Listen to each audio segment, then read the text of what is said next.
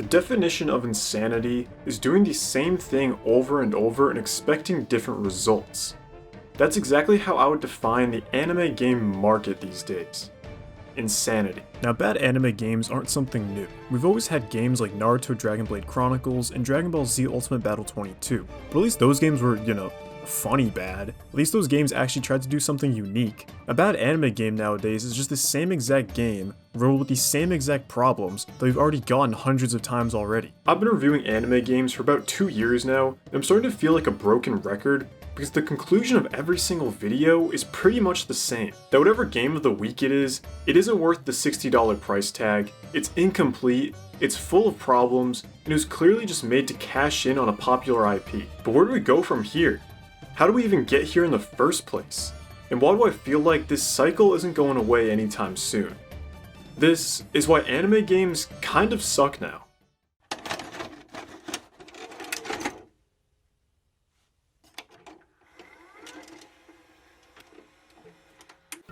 Hi, my name is John Bandai Namco, and I'm going to show you how to make a modern anime game in just 3 simple steps. Step number 1. Always choose a genre that does not fit the source material. Do you have an anime about a superhero who can easily mow down an army of enemies? Make it an arena fighter. A fantasy anime about adventure and exploring a vast land? Make it an arena fighter. An anime full of strategic battles about outsmarting your opponent and besting them in close quarters combat? Say it with me now, make it an arena fighter. If you're not making the same game that's already been released 10 times now, then what the f are you doing? Step 2. Now that we've chosen our genre, you have to rush production as much as possible while spending as little money as possible. This is a little insider business tip I'm gonna give you for free. Never launch your game in a complete state. Bugs or glitches? Who cares? We'll fix that after launch. Constant crashing that means a large number of your player base can't even launch the game? Who cares? We already got their money when they bought the game in the first place. And investing money into an online that runs well?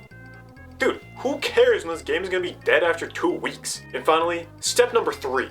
When I say launch the game in an unfinished state, I mean it. Because every bit of content you don't include on launch, characters, game modes, stages, you name it, can be sold right back to the consumer as DLC for even more money. I hope you've learned a thing or two about making anime games. And I want you to always hold this lesson close to your heart.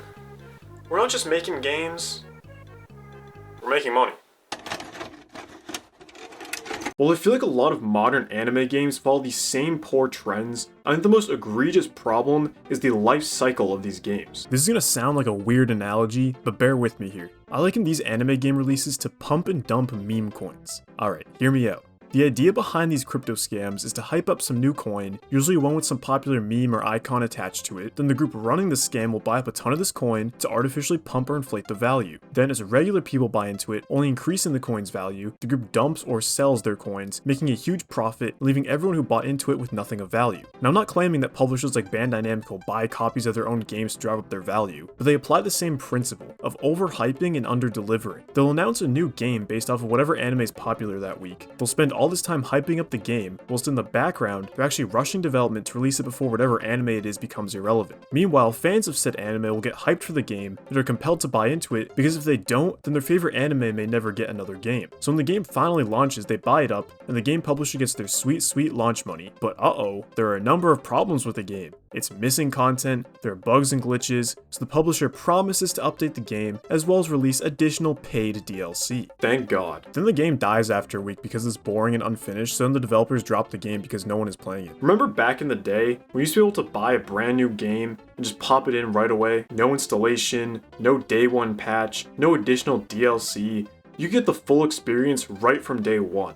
Man. I can't put all the blame onto these publishers though. They only do the things they do because they know they can get away with it. And they can only get away with it because of audiences' lowered expectations. I have a theory of why audiences never expect anything better. I feel like we're trapped in a perpetual loop, where a really bad game will be released right before a mediocre at best game releases. Let's use Bandai Namco as the example. First, they released Jujutsu Kaisen Cursed Clash, a universally panned game that's seen as nothing more than a soulless cash grab. Many people rightfully call it out as such and proclaim that they are done with Bandai Namco's anime games if all they're going to do is release slop like this. What's the next big anime game release from Bandai Namco after that? Sparking Zero. Now, despite me praising this game on launch, I was wrong. I played it a lot during its launch week and then never touched it again after that. I'd argue it's mediocre at best, but here's the thing. Even I fell into the trap. When comparing an awful game like Cursed Clash to a game with some redeeming qualities like Sparking Zero, it's going to look like a masterpiece by comparison. And that's how they get you. If they keep releasing awful games like Cursed Clash, Storm Connections, A Hero Nobody Knows, the games that do the bare minimum and nothing more, like Sparking Zero and Rebirth of Souls, are going to look great because at least it does something more than nothing. And it traps consumers in this never-ending loop where they keep buying new releases because no, actually, this is one of the good ones. This is one that saves anime games. When in reality, it's riddled with the same problems as all the other releases, just not to the same extent.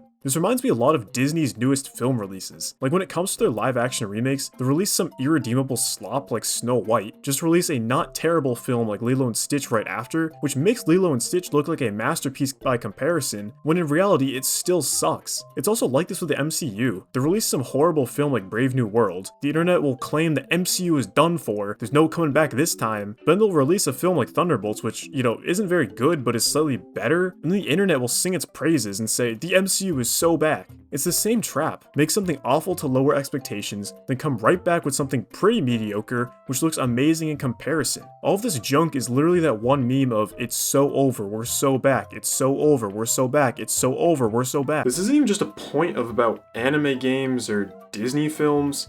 It's a broader issue with media industries all across the board. What does it say about us that mediocrity is so widely praised and accepted? Now, I've been somewhat vague about what anime game publisher I'm talking about. Okay, maybe not. Everyone knows that Bandai Namco is the go-to publisher for a new anime game these days, and of course sometimes we'll get the odd one out like Sega publishing the Demon Slayer games, but a new anime game is usually a Bandai Namco joint, and that sucks. Bandai Namco essentially has a monopoly on the anime game market. They hold all of the licenses for the most popular anime franchises out there. Dragon Ball, Naruto, One Piece, Bleach, My Hero Academia, etc. And because they own all these licenses, we're at the mercy of Bandai Namco when it comes to getting a new game from our favorite franchises. Unfortunately, they know that, so they're going to release the most cheaply produced games that they can because they know audiences will still buy it since they're the only publisher they can buy from. And on top of that, there's no competition. Sure, there's the occasional anime release not from Bandai, but most of the time it's solely Bandai, which means they aren't competing with anyone else, so there's no reason to innovate or put extra effort in. Imagine what it could be like if some other developers and publishers got to try their hand at some of these anime franchises. Imagine publishers actually had to fight for these licenses, and the winner was declared by who can make the best anime game, not just who can make a game that simply has anime in it. So what can we do? The only thing we as consumers can do is simply not buy every new anime game. I understand if you like some of these games, that's fine, I'm glad you can get some enjoyment out of these that I just can't, but if there's ever a new anime game announced that you're having second thoughts about, just don't buy it. You're free to buy and enjoy whatever you want to, more power to you. All I ask is that you just don't mindlessly buy into everything. Think critically before making a purchase. Ask yourself, do I want this game because I think it will be good? Or do I want this game because my favorite anime character is in it? I think if you ask that question more, you'd find that you don't really want to buy all of these anime games. Whether it's driven by nostalgia or a love of the source material, I understand the desire to want to experience your favorite anime in an interactive format. I want that too, but the games we've been getting just don't do that. They don't do enough. Sure, there's some hits every now and then like Dragon Ball FighterZ, but if you truly love Jujutsu Kaisen, don't you want something better than Cursed Clash? If you really love One Punch Man, don't you want better than A Hero Nobody Knows? If you truly love these series, then don't just buy whatever the protagonist's face is slapped on top of. Buy what truly represents that series, something you can get real value out of.